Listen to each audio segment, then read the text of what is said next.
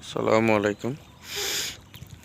সকালে নদীর পাড়ে আসে ভিডিও শুরু করলাম। তাহলে আমাদের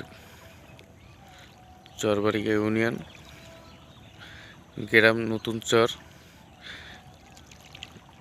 নদী ভাঙনে বস্তা ফেলাইছিল, কিন্তু বস্তা আবার পরিপূর্ণতা না পাওয়ার কারণে আবার অনেক জায়গায় বস্তা ডাইবে গেছে, আবার ভাঙন শুরু হয়ে গেছে।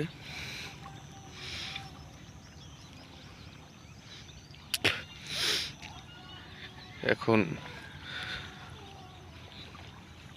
বিকল্প ব্যবস্থা বা প্রোটেকশন আবার যদি কিছু বস্তা রিপেয়ারিং কাজ করা শুরু হইতো, তাইলে হয়তো ভাঙন রোধ হইতো।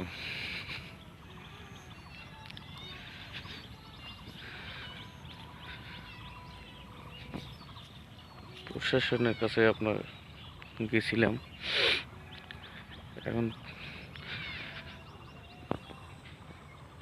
ডিসি বরিশাল ডিসির কাছে গেছিলাম। তারা বলছে যে বর্তমান ফান্ড খালি। পানি উন্নয়ন বোর্ডে গেছিলাম, তারা ওই একই কথা বলছে যে বিকল্প কোনো পদার্থ ব্যবস্থা করা যাবে না।